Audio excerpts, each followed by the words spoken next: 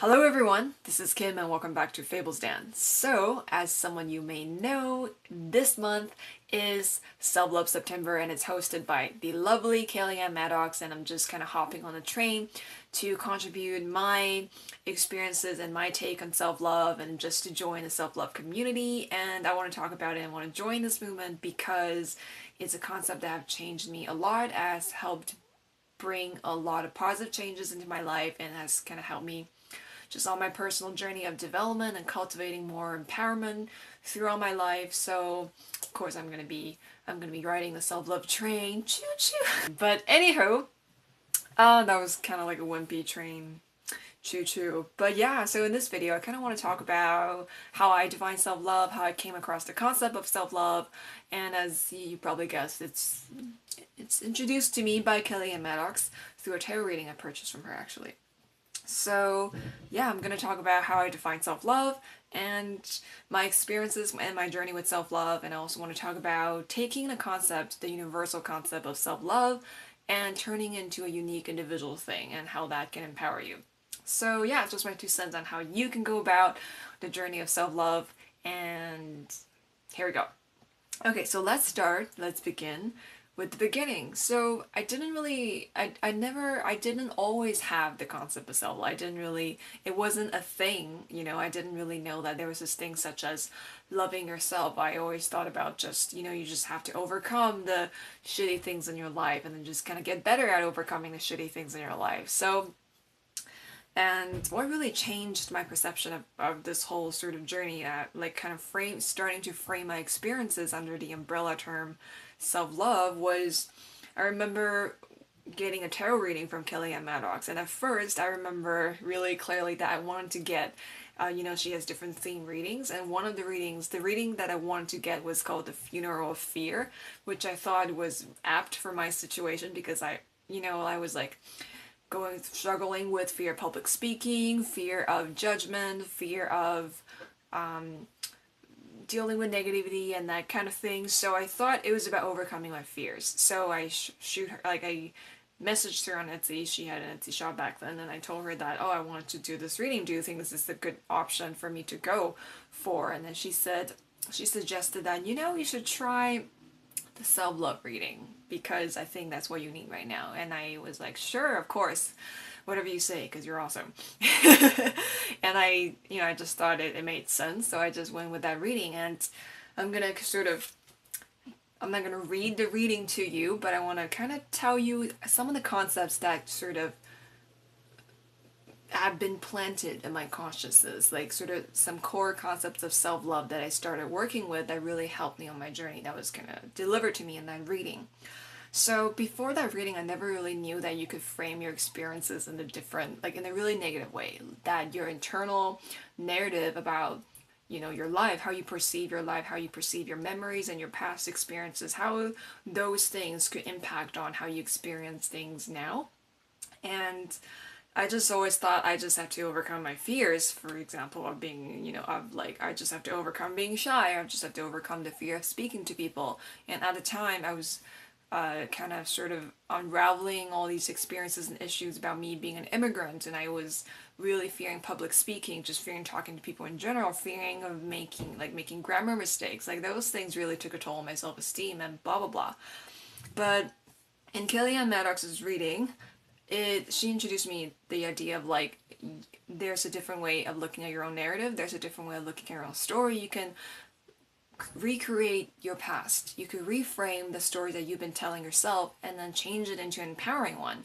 So instead of saying, I sucked at talking to people, you can say, I faced many challenges when it comes to communication because of my experiences as an immigrant, but that helped me develop these and such a skill and then help me with these things through life. So it's like a more positive framing of your experiences. So that really stuck with me, like as you can probably tell, because my whole tarot thing is about like storytelling, and that really kind of sparked, like that just really connected a lot of dots in my head, and that really helped me sort of jumpstart my self-love journey.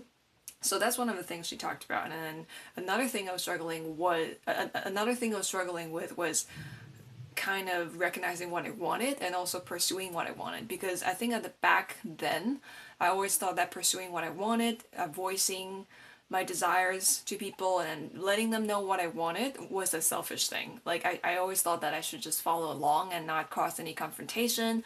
I shouldn't bother people with my desires. I shouldn't bother people with what I wanted. So I didn't really have a lot of confidence back then, as you can probably see. So that was another thing. And another thing that really stuck with me was the idea of empowerment, that feeling powerful in your own sort of in the seat of power, in your own being, like feeling a sense of empowerment, because she introduced the idea of disempowerment to me, and it was at the time I was in a really disempowered state of mind. So I thought, so those concepts got me started, researching into the topic, reading more books about a topic, starting to journal, working with myself, in terms of self-love. So looking back, those core concepts really, really became the seeds that was sort of in the fertile ground of what was already growing, and that metaphor didn't work out. Anyway, my point is, it really started the journey of self-love for me, and it allowed me to it really inspired me to work with this concept and sort of come up with something that was my own, and kind of just go on about my journey of self-love. So when I think of self-love, so yeah, that's the portion in which I tell you like how it got started. So that really started everything. And I started exploring the concept of self-love because I remember, like, even though I could logically and conceptually understand it, I just feel like it just didn't sit right with me. And not as in like I disagree with the concept, but I think I just feel like it wasn't the right word for me. Like, I feel like it didn't have as much resonance to me, because you see self-love everywhere, like in spiritual literature, on people's Instagram, love yourself, accept yourself, and that kind of thing. And self-love, if you think about it, it's such a big umbrella term. It includes so many things, right? I was just doing a little brainstorming. I was like, so what would constitute self-love? And I came up with things like self-acceptance, self-worth, your sense of self-worth, empowerment, your confidence, and being able to protect yourself from negative influences in your life, so that kind of thing. So self-love really consists of a lot of different things, and I feel like one of the important things when we embark on a journey of self-love is to work with the concept and to go deeper with it and to discover how we define self-love. What are the words that really resonate with us? At least that was true for me. I feel like on the journey of self-love, I kind of just started from self-love, and then I was like, this term didn't really work for me. So I discovered another term called self-compassion. So I don't know if it's my inner Buddhist and Taoist background, kind of just like, compassion, that's the word. So that was a better word for me, but I feel like that wasn't quite right yet. So I went from self-love, self-compassion, empowerment, and then authenticity and honesty. So that's a big word, even now. Like, I really like the word authenticity because that implies so many things. It's about becoming a better version of yourself. It's about loving yourself. So it's sort of like, it's a form of self-love, and it's included within that sort of big umbrella, just the giant concept of self-love. That was my brand of self-love. That was my way of engaging in self-love. So being more authentic and becoming a better version of myself is a way of self-love for me. And I also went from self-love, I also went from the word authenticity and honesty to level up, because I really like the concept of gamification and using imagination and fun metaphors to represent different concepts and different attitudes in my life. So yeah, so that's sort of how I came to find words that really resonated with me when it comes to self-love.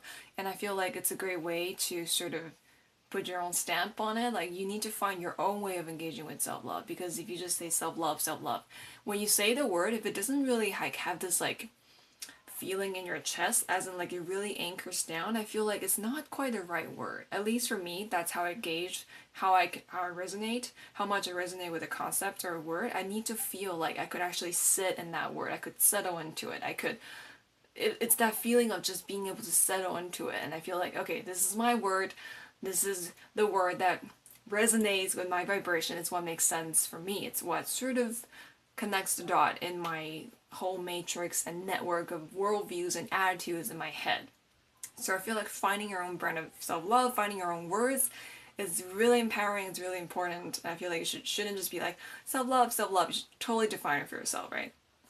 And which brings me to the next part, how I define self-love.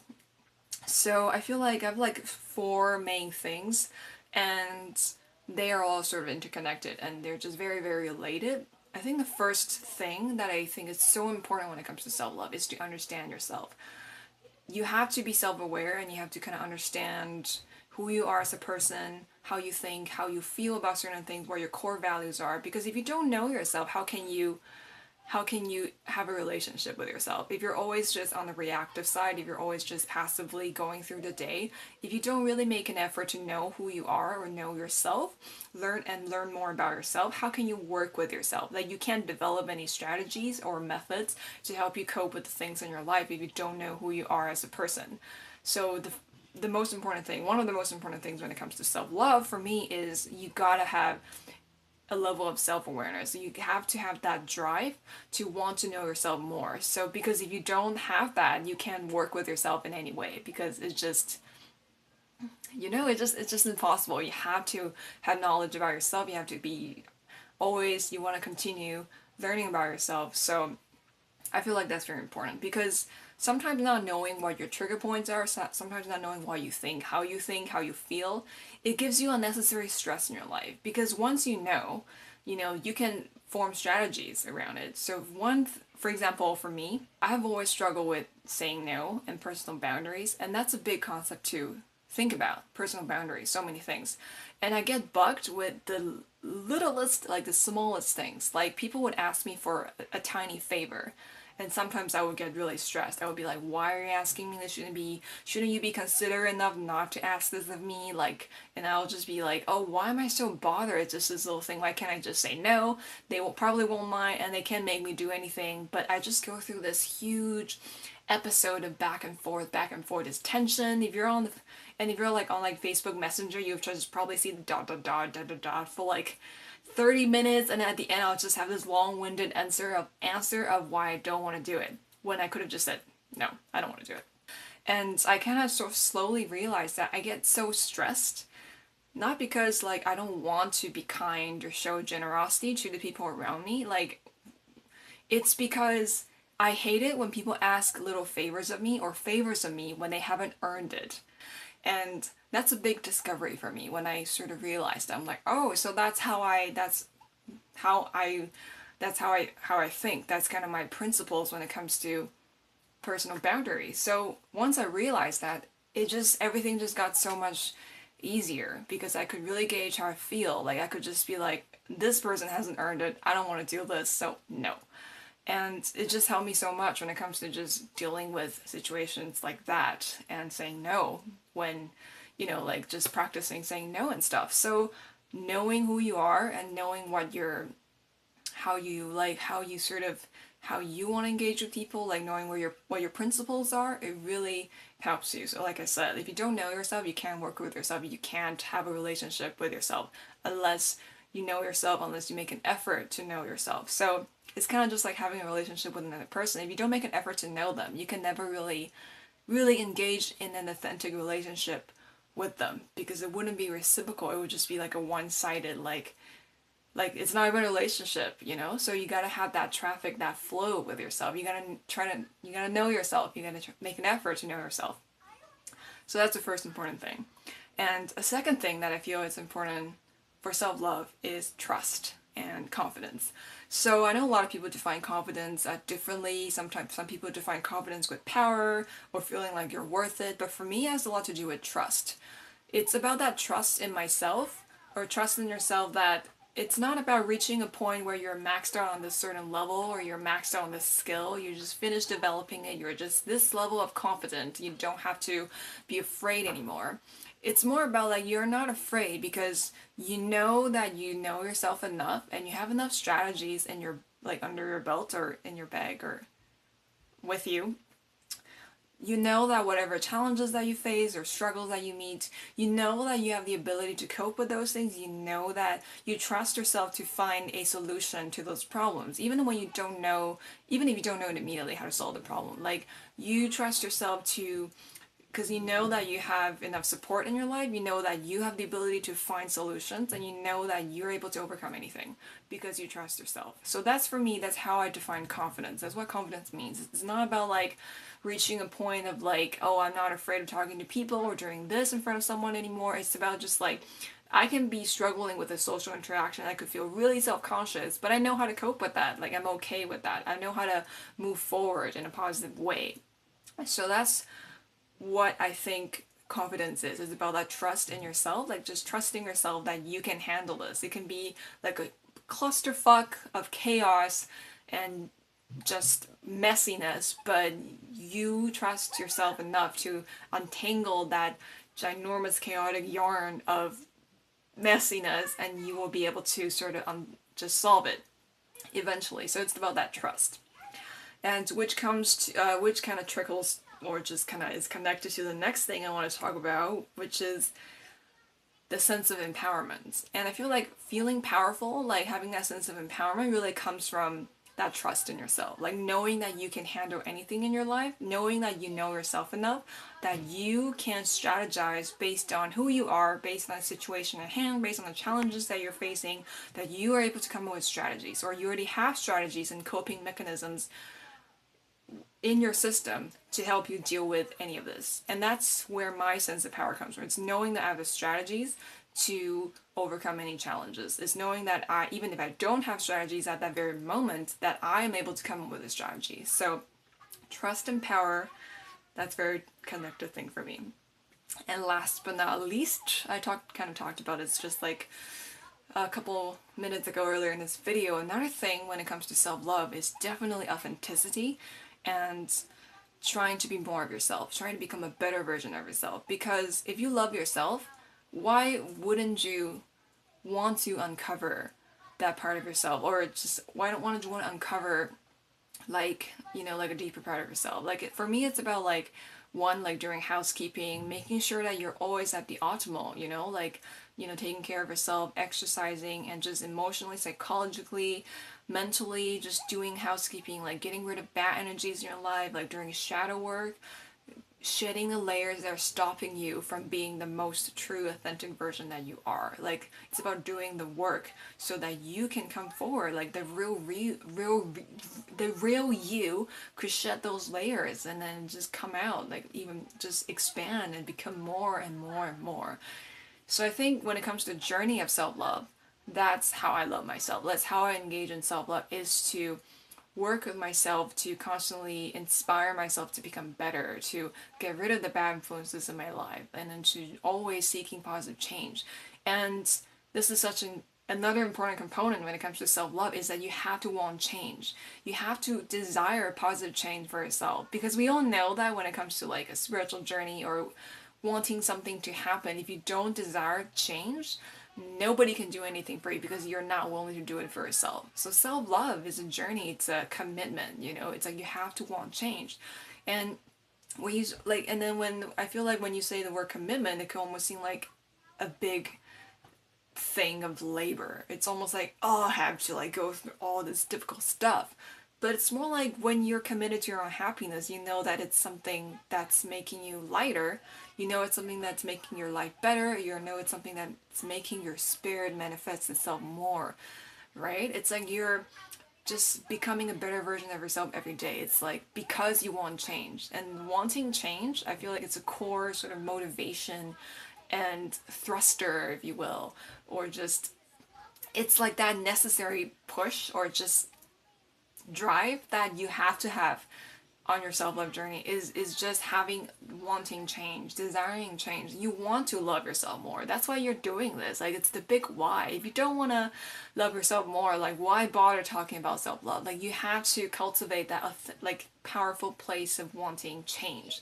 You have to want positive changes in your life in order to become better, in order to succeed, in order to like really sit with what you want and go pursue it without apology. Like, you have to want change, and I feel like that's so important in the journey of self-love, on a journey of spirituality. If you're pursuing your higher self or whatever it is, you have to want change. And when you want change, you open up. When you open up, you allow more things to come into your life, more things to come into you, because you're showing the universe that you're big enough to handle, you're big enough to encompass all of those things. And even it's like and even just making a gesture, and you know that there's all this psychological junk and little monsters and ghosts that are kind of clogging up your spiritual system.